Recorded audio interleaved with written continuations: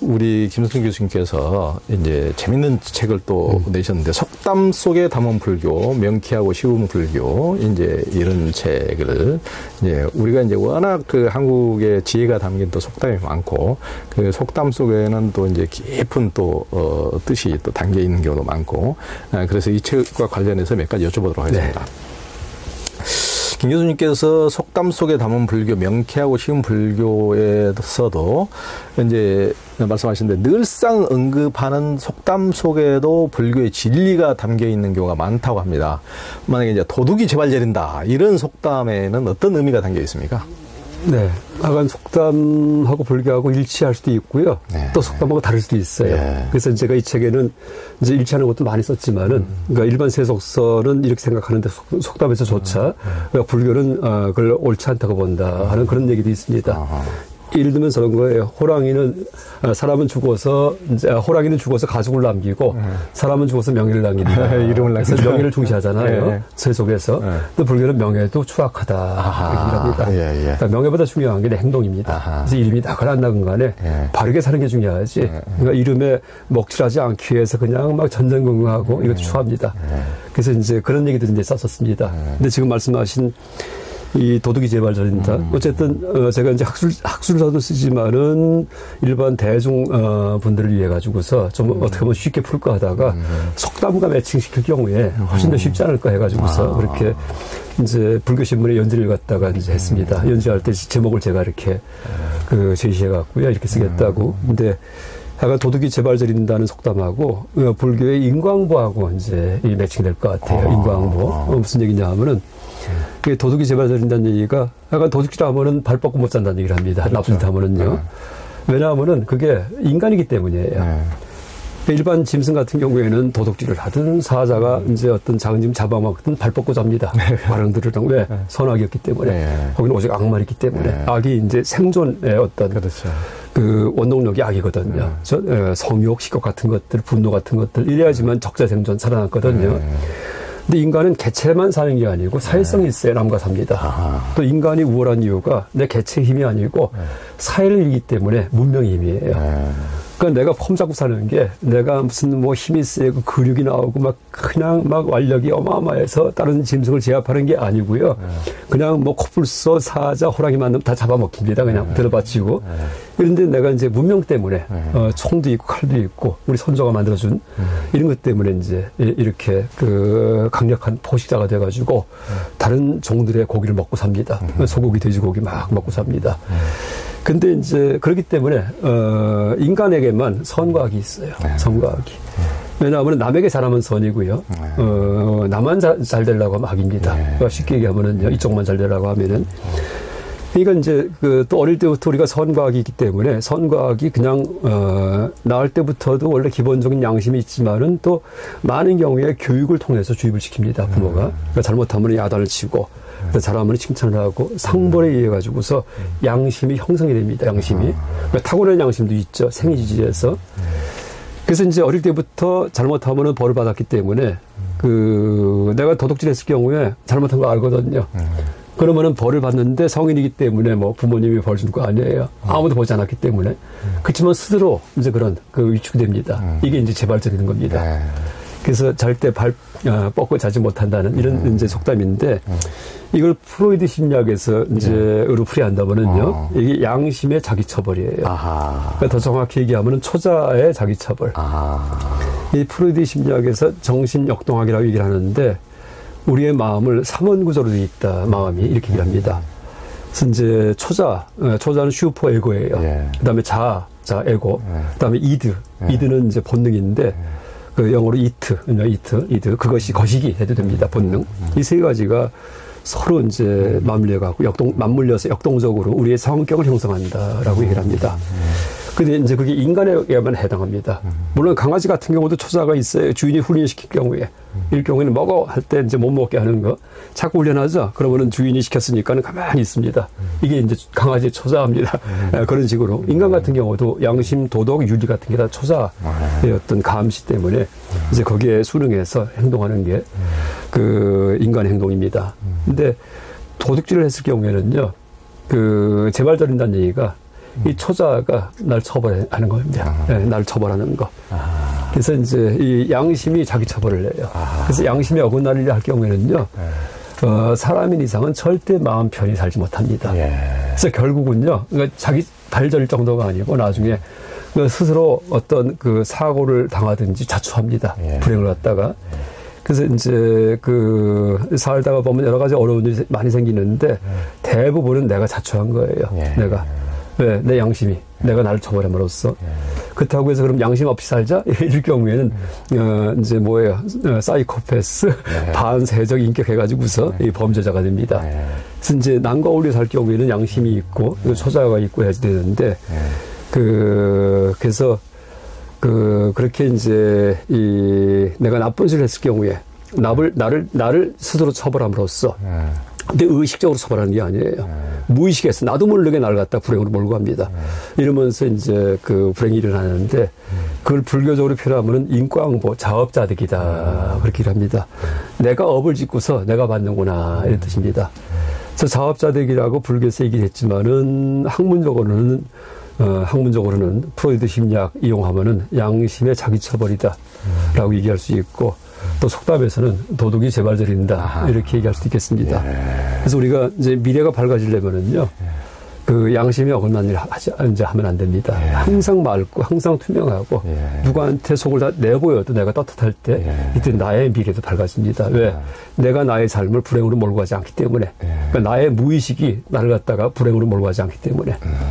그래서 이제 혹시 그런 일이 있을 경우에는 종교적으로는 참회를 한다든지 하는 종교적으로 이런 일을 해서 마음을 좀 정화하는 그런 일이 필요할 것 같습니다.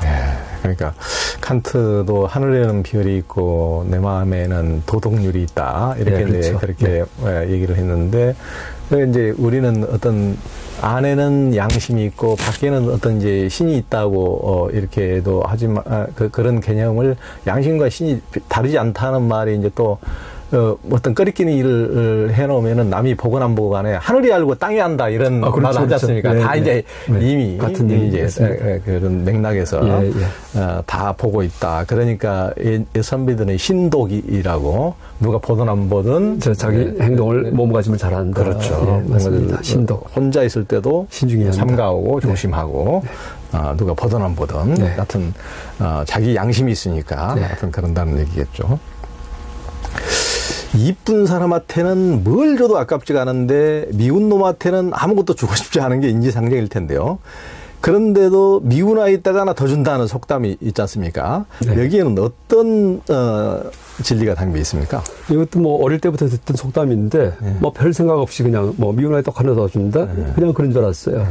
근데 이것도 이제 제가 이 책을 쓰면서 이렇게 생각해 보니까 이게 자비관이구나 하고 불교 수행 중에 이렇게 이제 알 수 있었습니다.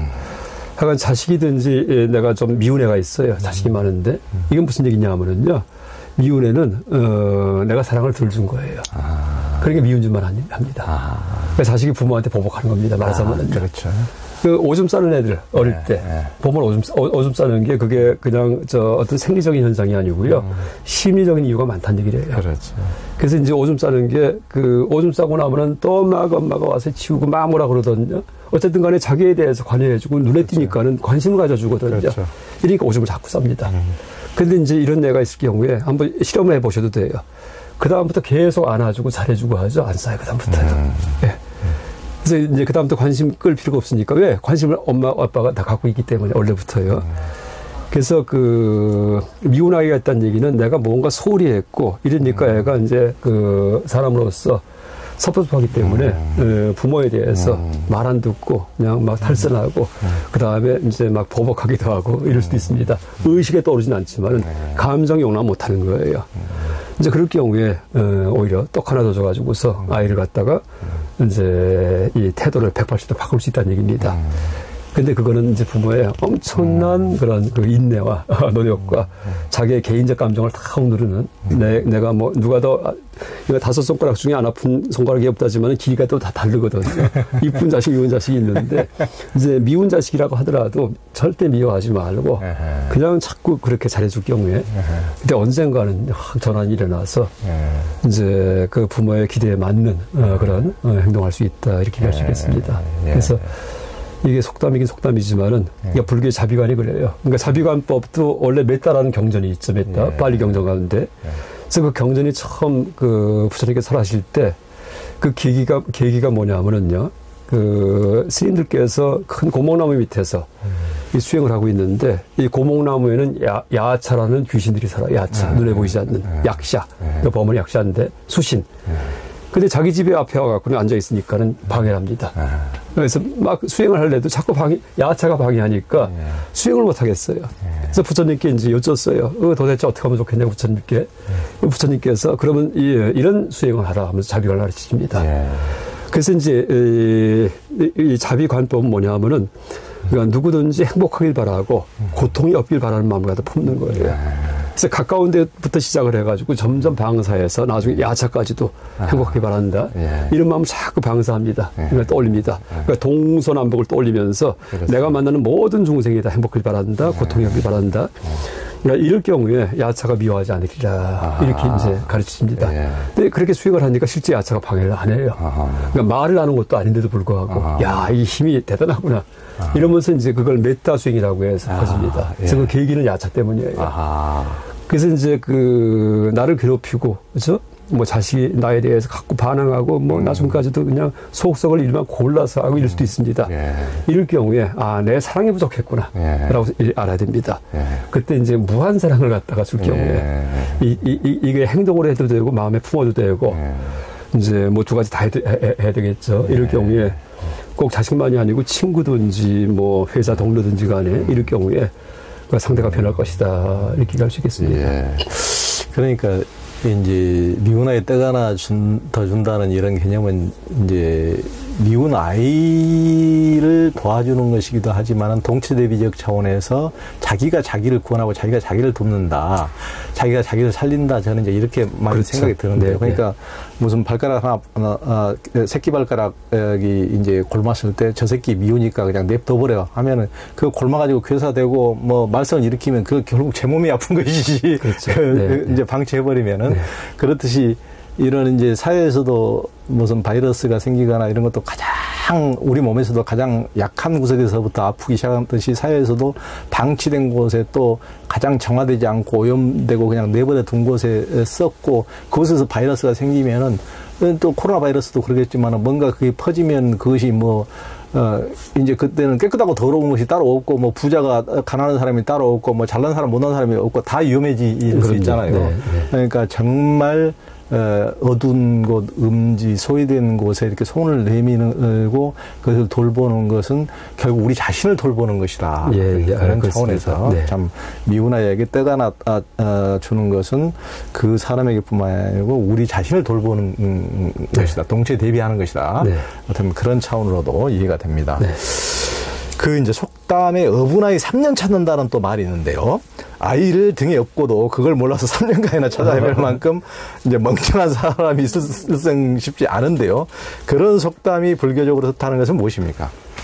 그래서 원래 다 갖고 있는데 갖고 있는지 모르는 줄 아는 사람들 이럴 경우에 이제 어분아이 3년 찾네 이렇게 이제 그렇게 속담 얘기를 합니다. 근데 여기에 이제 제가 그 화엄경을 법성계 보다 보니까 이 화엄경 법성계가 그 의상대사 신라시대에 이제 이분이 화엄경의 가르침을 210자로 이제 그 정리해서 그걸 또 그림, 그러니까 도상으로 그렸습니다. 미로처럼 이렇게 미로처럼 막 이제 그림이 돼 있는데 그 법성계를 보면은요. 처음 시작하는 그 글자가 가운데부터 시작을 합니다. 법성, 원흉부 이상, 제법부동 본래적, 무상설일체 해서 한 바퀴 팡 돈 다음에 마지막에 도착하는 지점이요. 구례부동명이 불로 끝나는데 불자 바로 위에 또 법이 있어요. 아까 출발했던 그 자리입니다. 내가 보니까는 그냥 불교 구도 수행을 하기 위해서 한참을 헤맸는데 원래 그 자리입니다. 원래 내가 부처였구나. 이제 하고 아는 겁니다. 그러니까 우리가 이제 불교 수행할 때 일단 내가 이제 뭐 다리 꼬고 앉아서 뭐 호흡을 가다듬고 뭐 몇십 년 동안 참선도 하고 막 했는데 그래서 성불을 하기 위해서 부처가 되기 위해서 수행했는데 알고 보니까 원래 출발할 때 그냥 그 상태가 내 부처예요. 이런 뜻입니다. 그게 이제 화엄경의 일불승의 가르침이에요. 그러니까 나만 그런 게 아니고 누구나 부처예요. 그러니까 부처라는 얘기가 의미가 여러 가지가 있어요. 우리가 생각하는 석가모니 부처님 무슨 법당에 계신 뭐 이런 의미 이렇게 떠올 수도 있겠지만은요. 이때 누구나 부처란 얘기는 그런 의미가 아니고요. 석가모니 부처님은 저 아닙니다. 그분입니다. 다릅니다. 그렇죠. 아미타 부처님도 다른 분이에요. 근데 그런 분이라는 얘기가 아니고 이 부처라고 할 때 모든 걸 깨달을 때 다 아는 분이다. 이런 것도 있고요. 자비가 넘친다. 이런 분 이제 의미도 있습니다. 또 뭐가 있냐 하면은요. 세상의 중심이다. 가장 세상에서 이제 위대한 분이다.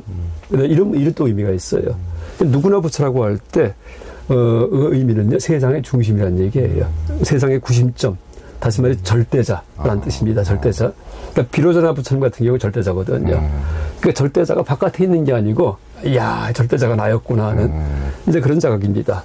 그래서 내 마음이 세상을 다 만들었구나 하는 이제 그런 그 나중에 교리까지 그렇게 전개가 됩니다. 그래서 이제 그 이유가 뭐냐 하면은 우리가 보통 생각할 때는 내가 마치 내 몸에서 빠져나온 것처럼 나를 갖다 생각합니다. 내 지가 뭐고 어떻게 생겼고 키가 얼마고 이렇게 생각하는데 한 번도 내 몸에서 내 몸 바깥으로 빠져나와서 나를 본 적이 없어요. 거울에다가 나를 비춰볼 때도요. 빛은 나는 그 내가 아니에요. 바라보고 있는 이놈이에요. 여기 있습니다. 나는요. 그래서 한 번도 나와본 적이 없는데 일반 사람들 다 누구든지 나와서 나를 보는 것처럼 그렇게 비교의 세계 속에 나를 집어넣어버립니다. 그렇죠. 그랬는데 엄밀하게 보니까 그런 적이 한 번도 없어요. 한 번도 비교의 세계 속에 내가 들어간 적이 없습니다. 모든 게 다 절대적 체험이에요. 유일무이한 체험이에요. 모든 게 다. 뭘 먹든지 뭘 바라보든지 남이 본 걸 내가 절대 못 느낍니다. 그러니까 아이고 이게 보니까는 일체가 다 하나뿐이 없는 체험이고 또 그 체험하는 생명체는 나 하나밖에 없어요. 다른 생명체는 내가 체험한 적이 없습니다. 왜? 그 사람 주관 속에 들어갈 수가 없기 때문에. 그러니까 이제 세상의 구심점이 내가 돼요. 아유 이걸 몰랐네 라고 이제 됩니다. 그래서 이게 일불승이에요. 그러니까 부처가 되는 길을 가는 건데 그냥 단박에 그냥 내가 부처구나 하고 끝나는 거 이게 화엄이고 원래 부처였구나 끝나는 거 그게 이제 속담 속에서 이제 원래 아기를 얻고 있었는데 등에 업고서는 막 찾다가 여기 있었네 하는 거 이 속담과 많이 이제 유사한 구조이기 때문에 이 속담을 이용을 해갖고 제가 이 화엄의 일불승 그러니까 소승도 아니고 대승도 아니고 대승보다 넘어 있는 게 일불승이에요. 오직 부처가 되는 거. 이 화엄입니다. 그러니까 이제 교수님께서 늘 이제 우리가 주관 속에서 한 번도 빠져나가서 객관화된 나를 본 적도 없고 이제 주관 속에 있는 것이 우리의 모습이라고 이제 말씀해 주셨는데, 하여튼 그 우리가 고통받는 것도 이제 이 안에서 이제 뭐 밖에 전혀 무슨 사건이나 일이 안 일어난다는 것이 아니고 결국 최종 그것을 이제 받아들이는 것은 나고, 그래서 고통을 피하기 위해서 직구까지 도망쳐봐도 도망쳤는데 거기에서 똑같이 고통스러운 것은 나하고 계속 같이 다니기 때문에, 고통이 여기에 있기 때문에 아무리 지구 반대편까지 도망가도 결국 여기에 고통의 마음이 거기까지 같이 따라오고 같이 하고 있기 때문에 또 이제 반대로 깨닫는다 하더라도 무슨 히말라야 끝에 깨달음이 있는 것이 아니고 결국 이 안에서 이제 깨달음을 얻는 것이고, 그래서 보고 듣고 느끼고 알고 깨닫는 놈이 누군고 하는 것처럼, 그래서 옛날 이제 선지식들이 세수하다가 코 만지기처럼 쉽다. 이것이 바로 나다.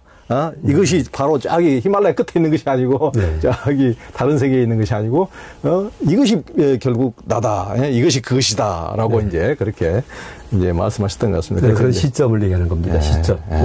그러니까 이게 자기가 그것을 가지고 있으면서도 스스로 그것을 이제 자각하지 못하는. 자꾸 객관화시키기 때문에. 자꾸 자기를 타사화시키기 때문에. 본래 불을 이제 자각하지 못하는 이런 것을 어분의 3년 찾는다, 이렇게 이제 깨우쳐 주신 것 같습니다. 그 조선시대의 유교사에서는 군자대로행인이 하는 명분을 중시해서 실리보다 명분이 중요하다고 보는 경향이 있는데요. 이제 뭐로 가도 솔만 가면 된다, 이런 속담을 불교적으로는 어떻게 봐야 될까요? 약간 뭐로 가도 옆으로 기어가든 뭐 솔만 가면 된다, 이런 말이 있는데, 이제 저는 이제 요게 불교 수행법에 적용될 수 있을 것 같아요. 지금 보통 불교 말고도 명상이 대세다, 명상이 유행한다 얘기하지만은 실제 명상이 뭐냐 할 때 수십 가지예요, 방법이요. 가나선도 있고, 그다음에 윗바사나도 있고, 그다음에 아바타 수행도 있고, 무슨 이 가야산 마음수련도 있고, 예를 든다면은 또 서양의 MBSR 명상도 있고, 여러 가지가 있습니다. 그 다음에 그래서 명상이라고 할 때 그게 다 같은 게 아니거든요. 그러면은 어떤 수행을 할 것인가?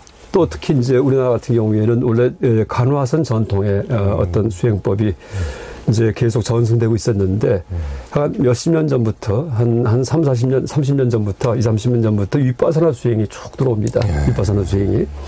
이러면서 지금 선방 같은 경우에도 간화선 하던 선방인데, 실제 거기 앉아 계시지만은 또 윗바사나를 익혀가지고서 윗바사나 수행하는 분들 많이 계신답니다. 같은 시간 동안에. 그러면은 간화선이 옳은가, 윗바사나가 옳은가 하고 또 그게 또 논란이 될 수가 있어요.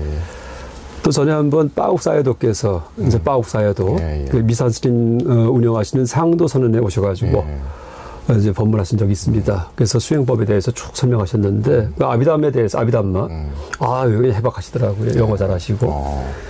근데 그때 질문할 때 제가 뭐라 여쭸냐면은 그런 윗바사나 수행을 말씀하시는데 어쨌든 목표는 번뇌의 제거일 것 같다. 그래서 번뇌가 제거만 된다면은 굳이 윗바사나가 수행을 하지 않고 다른 수행도 괜찮지 않겠느냐 하고 말씀하시니까 약간 직접 대답 안 하시고요. 그러니까 윗바사나 수행이 가장 좋다 이렇게 말씀하셨습니다.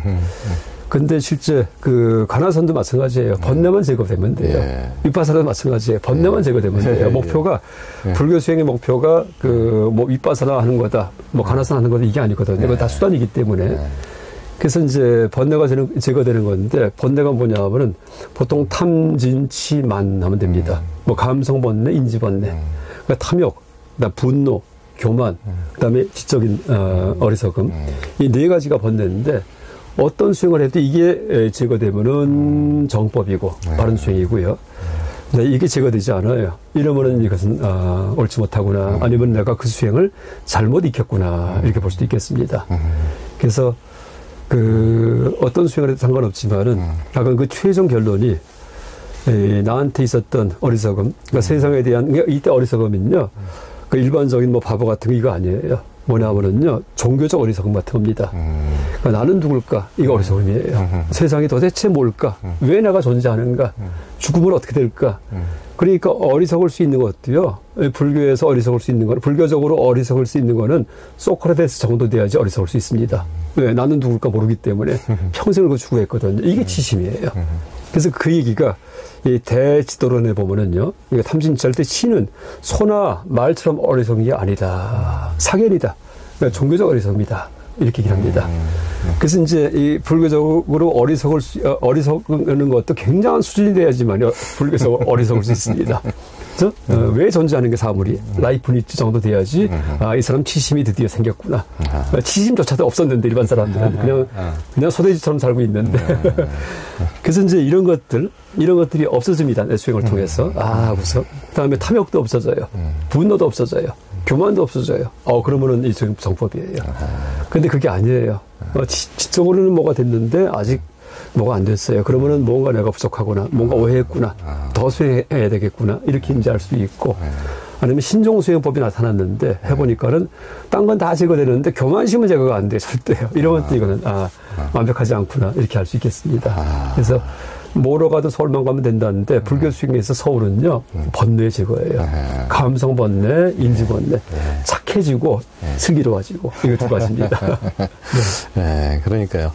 이제 수행하면은 또 수행법 가지고도 또 논란을 많이 일으키고 그것도 명분 싸움 하다 보면 유학에서도 얼마나 또 사문난적으로 몰고 난리 법석을 피우고 그 상대방을 다 죽이고 이렇게 합니까? 이제 하지만은 하여튼 우리가 수행하는 목적은 방금 이제 번뇌 제거라고 그러고 번뇌 망상에서 벗어나서 우리가 이제 피안으로 건너가려면 어떤 뗏목을 타고 가든지 수영을 하든지 뗏목을 타고 가든지 무리를 걷든지 하여튼 건너가면 되는 것이지 그 방법 가지고 이제 그것이 옳고 그러니 그것을 우애를 따질 일이 아니겠죠. 우리가 가장 많이 쓰는 속담 중 하나가 금강산도 식후경이다. 이런 말인데요. 네. 다 먹고 살자고 하는 짓인데 이렇게 쫄쫄 굶어가며 뭐 하는 짓이냐고도 이제 하지 않습니까? 금강산도 식후경이다라는 속담 속에 불교적 의미가 있습니까? 제가 이제 처음 불교 공부 시작했을 때는 뭐 사성제 12연기, 반야경의 공성, 이제 이런 게 뭔지 추구했었습니다. 근데 우연히 경을 보다 보니까 차제설법이라고 해서, 그게 아마 수업 시간에 제가 들었을 거예요. 동국대학교 대학원 다닐 때, 제 지도교수, 하시는 법경 스님 수업 시간에 이제 불전을 읽다 보니까는 거기에 야사라는 이제 청년이 출가한 일화가 나오는데, 아주 부잣집 청년입니다. 근데 이 청년이 부처님 뵙고 나서는 너무나 감동을 해갖고 출가할 스님이 되거든요. 그렇죠. 근데 출가하는 아들을 찾으러 온 부모가 있어요. 야사의 부모입니다. 두 분이 찾아와서는 이제 환속시키려고 그랬는데 이제 그때 부처님을 뵙니다. 뵀는데 어쨌든 그때 부처님 이제 가르침을 받거든요. 근데 그 야사 부모한테 세속에 돌아가게끔 하려는 그 야사 부모한테 이제 무슨 가르침을 주시냐면은요. 보시, 지계, 생천 이 세 가지예요. 뭐냐면은 많이 베푸세요. 그러니까 세속에서 사는 방법을 갖다 여쭈니까 보시 많이 하세요. 많이 베푸세요. 그다음에 지계, 계를 잘 지키세요. 그러니까 자기 절제입니다. 그럼 내 생에 생천, 하늘나라에 태어납니다. 얘기하세요. 희한한 겁니다. 열반해탈 얘기하지 않습니다. 왜냐하면 제가 불자이기 때문에 제가 불자 열반해탈 쉽지 않아요. 좋아하지 않습니다. 왜? 죽은 다음에 이제 정면에 들어간다. 다시는 인간세에 안 나타난다. 무서워요. 왜? 뭔가 좋은 게 있는 것 같기 때문에, 뭔가 행복한 게 있을 것 같기 때문에, 지금까지 살만했기 때문에 이랬습니다. 근데 윤회 세계 전체를 놓고 보면은요, 무시무시해요. 내 생에 인간 되기 거의 불가능하고, 우리가 또 뭐가 될지 몰라요. 수천억 년 있다가 한 번 또 인간 됩니다. 이러니까 이제 그래서 해탈 열반을 갖다가 추구하는 건데 제가 불자는 그거 모르거든요. 이러니까 제가 불자는 당장 내가 현생에 잘 살고 잘 먹고 권력을 얻고 돈을 많이 벌고 집안이 융성을 하고 내 생에는 천상에 태어나서 아주 그냥 잘 사는 거 이게 최고 목표입니다. 그것만 생각할 수 있기 때문에 그럼 거기에 맞춰서 얘기를 해주세요. 그래서 이제 그걸 차제설법이라고 얘기를 합니다. 그러니까 단계적인 설법이다. 아직은 고급 단계는 얘기하지 않고 아래 단계를 먼저 얘기하세요. 그래서 많이 베풀고 계획 잘 지키고 해서 생존이 보장된 사람들 이런 분들한테 하늘나라의 무상함을 또 알려줍니다. 하늘나라의 무상함. 하늘나라도 이게 영원한 곳이 아니다 하고 이러면서 아예 하늘나라조차 태어나지 않는 열반이 실제 수행의 궁극목표다라고 얘기를 합니다. 근데 이제 그런 가르침의 단계에서 그러니까 금강산도 식후경에다가 뭐냐면은 금강산이 뭐냐면 해탈 열반이에요. 궁극이에요. 근데 배가 고픈 사람한테 금강산 구경 가자면 갑니까? 당장 밥부터 먹어야지. 그래서 당장 밥부터 먹게 해주는 가르침이 뭐냐면은 보시지계입니다. 그래서 이제 보시지계 생천 이게 제가 불자를 위한 가르침이고 제가 불자 제가자로서 가장 내가 신속하게 복을 얻을 수 있는 아주 부유하고 융성하고 할 수 있는 이런 방법입니다. 지름길입니다. 그래서 그 한이 풀려야지만 이제 배가 고픈 게 없어야지만 금강산 보듯이 그 다음에 그 이상의 열반을 추구할 수 있다. 이렇게 얘기할 수 있겠습니다. 차제설법이네요. 차제설법. 그러니까 보시, 지계, 생천의 차제설법 해도 되고요. 시계, 생천론이라고 이제 이렇게 얘기하기도 합니다.